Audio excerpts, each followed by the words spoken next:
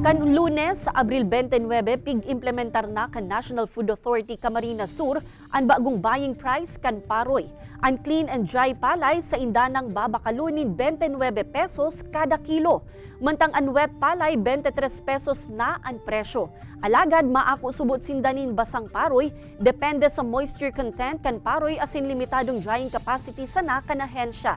Sa Camarines Norte, 28 pesos ang presyo huli sa 5 pesos na dagdag kan gobyerno probinsyal sa kada kilo kan paroy na ipapabakal sa NFA.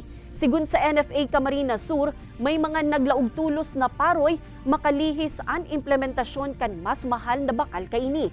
Kadakol naman daa ang nakapilang deliveries hali sa man iba-ibang farmer organization, association as in individual farmers. Bukas man ang NFA Camarines Sur para mag-akomodar nin mga mapabakal nin paroy miski Sabado asin Domingo.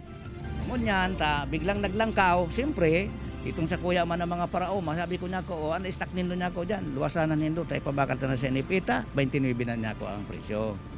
Yan, kaya ngunyan, may mga pigpatimbang ako ngunyan. Price range scheme, pricers ang tawag namin. This is effective hanggang sa susunod pa na cropping season. But weekly nga kasi talaga. Weekly ang magiging buying price namin. Hindi siya pwedeng 29 hanggang sa matapos ang cropping season, hindi gano'n. Talagang magdidepende kami sa trend sa labas.